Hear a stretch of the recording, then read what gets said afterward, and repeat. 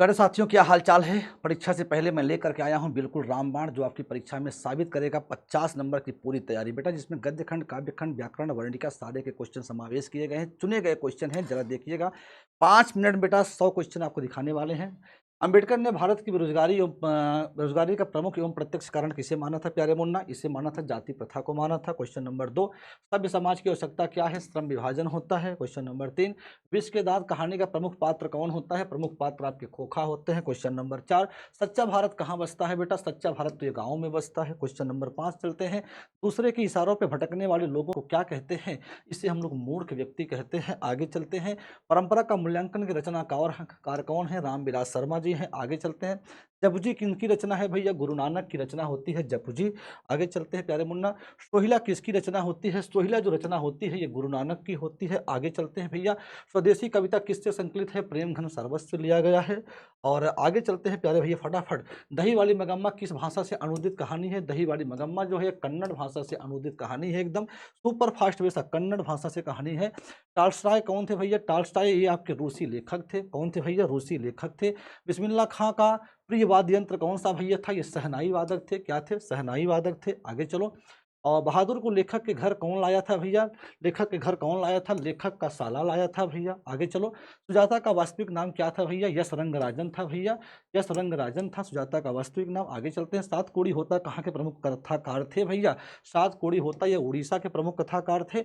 मंगू कब से पागल थी भैया? मंगू ये तो जन्म से पागल थी। कहाँ से पागल थी? जन्म से पागल थी भैया। मछली शीर्षक पाठ साहित्य की कौन सी विधा है? मछली जो विधा है भैया ये तो आपकी कहानी है। मछली क्या है भैया? कहानी है। और पठित पाठ के आधार पर बताइए कि मोटर कार को खतरा किससे हो सकता था? मोटर कार को खतरा खोखा से हो सकता था। मानव मुक्ति के पुरोधा किसे कहा जाता है? मानव मुक्ति के पुरोधा भीमराव अंबेडकर को कहा जाता है। भाई फटाफट हमारे साथ लगे रहिएगा।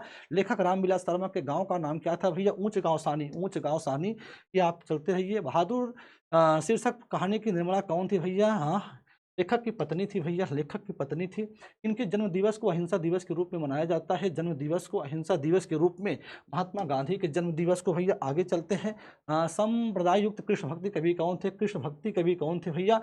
ये तो थे रसखान। आगे चलो, रसखान का रचना काल क्या था भैया? रसखान का रचना काल तो जो था भैया वो था अकबर के समय था कि जहांगीर का समय था। रसखान का रचना काल जो था अकबर के समय का था भैया। आगे चलते हैं, वियोग में सच्चा प्रेमी जो वेदना सहता है उसके चित्त में जो विभिन्न रंगे तरंगे उठती हैं उसे क्या कि चित्रण कौन किया था बेटा? ये तो घनानंद ने किया था। जब वियोग की बात आ जाती है, पराजय में कौन सा उपसर्ग होता है? पराजय में परा उपसर्ग होता है। आगे चलो, परिणामवाचक विशेषण कौन सा होता है? परिमाणवाचक विशेषण जब माप तौल की बात होती है थोड़ा सा हो जाता है। आगे चलते हैं, सर्वोत्तम का संधि विच्छेद क्या होता है? सर्व प्लस उत्तम होता है। सर्व प्लस उत्तम होता है।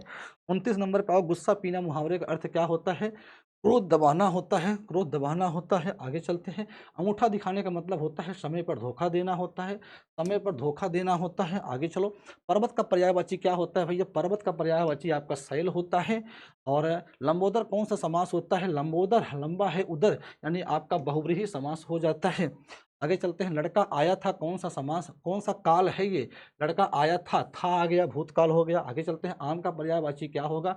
आम का पर्यायवाची आम्र होता है। आगे चलो, माता पिता कौन सा समास होते हैं? माता पिता में आपका द्वंद्व समास होता है।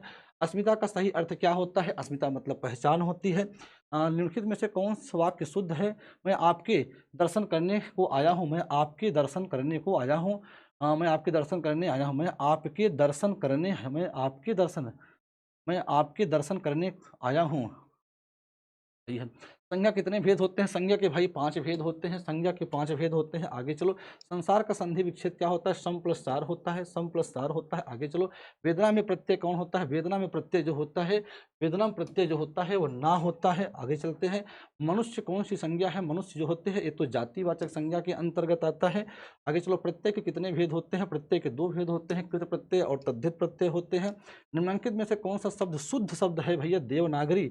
देवनागरी जो होता है ये शुद्ध लिखा हुआ है। 44 नंबर चलते, निम्न में निश्चय शब्द का विलोम क्या होगा? निश्चय का विलोम जो होता है वह अनिश्चय होता है।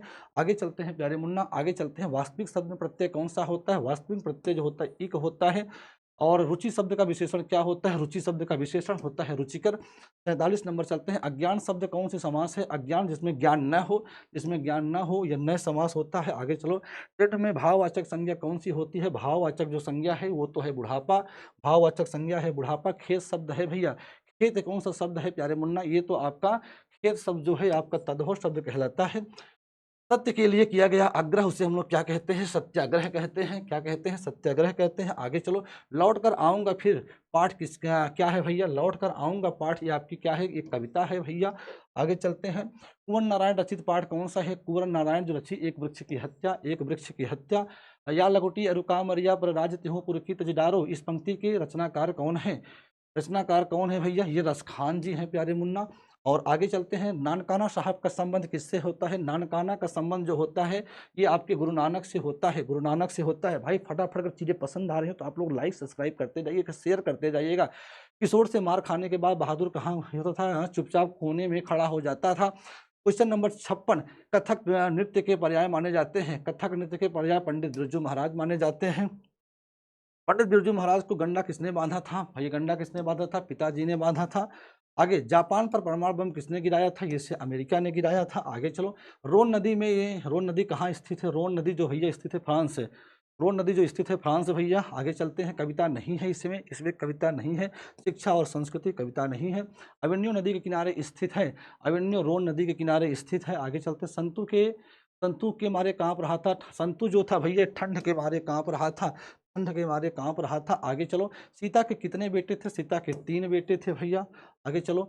ढहते विश्वास कहानी के केंद्र में कौन सा है? ढहते विश्वास बाढ़ की समस्या आती है। आगे चलते हैं। जित जित मैं निरखत हूँ ये कौन सी विधा है? ये साक्षात्कार कहलाती है। Question number 66। जीर्ण जनपद किस कवि की रचना है? बद्रीनाथ चौधरी प्रेमघन की है भैया। जीर्ण जनपद। आगे चलते हैं। मगम्मा क्या बेचती थी भैया? मगम्मा आपकी जो बेचती थी वो दही बेचती थी। मगम्मा दही बेचती थी। मगम्मा मिठाई किसके लिए ले जा रही थी भैया? मगम्मा मिठाई जो ले जा रही थी पोता के लिए ले जा रही थी। सीता के बेटों ने सीता को कितने रुपए? भैया 50 रुपए देने का सब लोग निश्चय किए थे। संतु मछली लेकर क्यों भागा था भैया? कुएं में डालने के लिए भागा था। ऐसे आपको भी याद करना हमारी तरह। भाववाचक संज्ञा का उदाहरण कौन सा होता है? भाववाचक जो संज्ञा होती है वो सर्दी होती है। आगे चलो। राजगृह कौन सा समास है? राजा का गृह। ये आपका क्या होता है भैया? तत्पुरुष समास हो जाता है। 77 नंबर। निम्नलिखित में से कौन सा सर्वनाम है? सर्वनाम तो भाई आपका ये मैं आ जाता है। आगे चलो। शुद्ध शब्द कौन सा होता है भैया? शुद्ध शब्द जो होता है ये प्रकृति होता है। 75 नंबर की ओर चलते हैं। परिश्रम में कौन सा उपसर्ग होगा? परिश्रम में पर उपसर्ग आपका हो जाता है। 66 नंबर। विशेषण के भेद कौन से होते हैं? विशेषण के भेद होते हैं, विशेषण के भाई 4 भेद होते हैं। आगे चलते हैं। संख्यावाचक विशेषण कौन सा है? संख्या जो बताता है भैया ये संख्या दिखाता है 4, 4 संख्या दिखाता है। आगे भाववाचक संज्ञा का उदाहरण है भैया, भाववाचक संज्ञा का उदाहरण नहीं है। यहाँ भैया अच्छाई कर देना, ये दूध भाववाचक संज्ञा का उदाहरण नहीं है। स्वर संधि का उदाहरण कौन सा होता है? स्वर संधि का उदाहरण जो होता है उपर्युक्त सभी होते हैं। आगे चलो। अन्य पुरुष भेद है भैया। अन्य पुरुष का भेद कौन होता है? पुरुषवाचक सर्वनाम का। दीर्घ समास नहीं है प्यारे बच्चा, दीर्घ समास नहीं है, भाई बहन में नहीं है। आगे चलो। राजदूत में कौन सा समास होता है? राजा का दूत होता है। ये आपका ये सही हो जाता है। आगे व्यंजन संधि का उदाहरण नहीं है, व्यंजन संधि का उदाहरण इसमें नहीं है प्यारे मुन्ना। पुनः प्लस जन्म व्यंजन संधि का उदाहरण नहीं होता है। 84। बुढ़ापा में कौन सा प्रत्यय होता है? बुढ़ापा में आपा प्रत्यय होता है। आगे चलो। शुद्ध वाक्य कौन सा है? यह मेरी पुस्तक है, रोटी ताजी है, ये सही होगा बेटा। आगे चलते हैं। स्वर संधि का उदाहरण नहीं है, स्वर संधि का उदाहरण नहीं है। वाक प्लस प्रत्यय ये नहीं होता है। विवाह शब्द है भैया, विवाह हो रहा है, विवाह हो रहा है। आगे चलते हैं।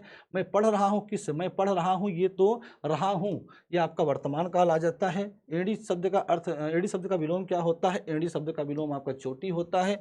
आगे चलते हैं। अक्ट पर पत्थर पड़ना मतलब होता है बुद्धि भ्रष्ट होना, बुद्धि भ्रष्ट होना। लिखावट शब्द क्या होता है? लिखावट अच्छी होती है, लिखावट अच्छी होती है, स्त्रीलिंग होता है। आगे चलते हैं प्यारे मुन्ना। श्रीमान शब्द का स्त्रीलिंग क्या होता है? श्रीमान का स्त्रीलिंग होता है श्रीमती। श्रीमान का श्रीमती। दुर्गंध शब्द का संधि विच्छेद दुह प्लस गंध होता है, ये आपका सही। आगे चलते हैं। अड़ा का उच्चारण स्थान क्या होता है? इचु स्थान नाम कंठ, कंठ होता है। 95। लोहा शब्द क्या होता है? लोहा पुल्लिंग शब्द कहलाता है। आगे चलते हैं। कमल शब्द कौन संज्ञा है? कमल कलम भैया, कलम जो होती है संज्ञा जातिवाचक संज्ञा होती है। 97 नंबर, नाच न जाने आंगन टेढ़ा, काम न जानना और बहाना बनाना। भैया आगे चलते हैं। गुण शब्द का विलोम क्या होता है? गुण शब्द का विलोम दोष होता है। गुण का विलोम दोष होता है। आगे चलो, प्रत्येक शब्द में कौन सा समास होता है?